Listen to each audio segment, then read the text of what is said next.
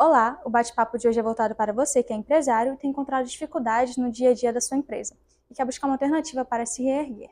Hoje eu conto com a presença do ilustre Dr. Eduardo Brasil, que vai explicar um pouco para a gente as diferenças entre uma falência e uma recuperação judicial. Dr. Eduardo? Olá, Jennifer, tudo bem? Primeiro é um prazer estar falando contigo, te dar parabéns pela iniciativa. Obrigada. Me sinto lisonjeado que hoje é o primeiro episódio, eu sou convidado do teu canal aqui, um podcast super leve, super informativo acima de tudo, um podcast rápido que vai trazer muita informação e conteúdo para o teu usuário, para o teu telespectador. O que eu posso te falar? Em breves notas, existem três tipos de crise. A crise patrimonial, que é de patrimônio, a crise financeira, que é uma crise de fluxo de caixa, do efeito caixa na empresa, na companhia, e a crise econômica, que é uma crise de lucro. O que eu quero te falar? Existem empresas que têm lucro e não têm caixa. Ou seja, está com crise financeira e não está com crise econômica e vice-versa. Empresa que tem caixa e não tem lucro. Quando a empresa tem as três crises juntas, ela está num estado, no nível de encerramento, de fim das atividades, que tende-se à falência. A falência nada mais é, grosso modo, que uma liquidação dos seus ativos. É nomeado um administrador, um síndico, antigo síndico da massa falida, que vai gerir ainda aqueles ativos que tem, vai tentar liquidar eles a preço maior possível para saldar o passivo. Em saldando o passivo, o que sobrar fica para os sócios. Na prática, acaba nem conseguindo pagar os credores todos. É o fim da atividade empresarial. A recuperação judicial ou extrajudicial tem um tratamento todo diferenciado. Qual é o racional? Qual é o conceito? É que ela é um momento de uma ajuda, uma caminhada para tirar a empresa, o empresário da crise empresarial, para o empresário poder sair da crise. O que ocorre? O empresário nunca acredita que a atividade dele, e sempre acredita que vai dar um jeitinho, que o negócio vai melhorar. Brasileiro. Exatamente, que jeitinho brasileiro. Muito bem. Então, ele sempre deixa para o último minuto para tomar uma medida de recuperação judicial e extrajudicial. Esse é o grande ponto, é o grande desafio. Quando o empresário se prepara, quando vislumbra que ele vai ter uma crise grave, ou está passando por uma crise grave, que o fim é daqui a 6 meses, um ano, ele consegue se preparar para uma recuperação judicial e extrajudicial, que é um processo difícil, é um processo tortuoso e é um processo, acima de tudo, de mudança de mindset, de mudança de mentalidade na cabeça do empresário. Então, o que eu considero a chave é a preparação para a RJ, ou para a recuperação extrajudicial. Esse é o grande diferencial.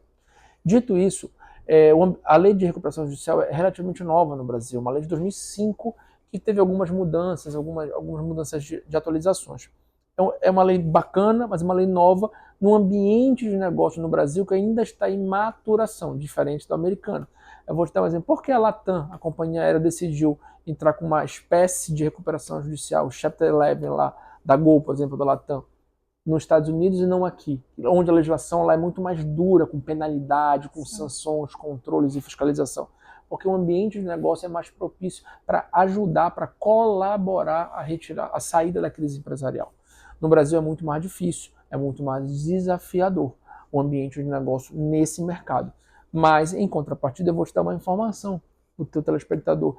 Os processos de M&A, que eu trabalho muito também, fusão, aquisição, em 2023, a maioria dos M&As, ou seja, de oportunidade de compra e venda de empresa, foi envolvendo empresas em crise empresarial, em RJ, para ver como o ambiente de negócio pode ser uma mola propulsora para outros negócios. Então, assim, a recuperação judicial é um instrumento válido, é um instrumento muito legal, mas o empresário tem que ter uma assessoria jurídica especializada que conheça a legislação de recuperação judicial e extrajudicial, conheça o ambiente de negócio especial societário, direito societário, e tenha uma assessoria financeira muito boa, muito azeitada para mudar de onde o empresário errou e onde ele tem que mudar o jogo dele, o game dele, para ele começar a acertar. Basicamente, a gente fala, grosso modo, que a recuperação judicial é um pedido de socorro que a empresa faz para o judiciário. Muito obrigada, doutor Eduardo, por esclarecer algumas dúvidas do pessoal do lado de casa. Agradeço pela oportunidade da sua presença aqui, tirar algumas dúvidas que a gente tem em relação a isso. Ressaltar a importância de uma assessoria jurídica mesmo para os empresários, que é muito importante pelos motivos que o senhor falou, mas principalmente para se reerguer. Eu vou cortar essa parte.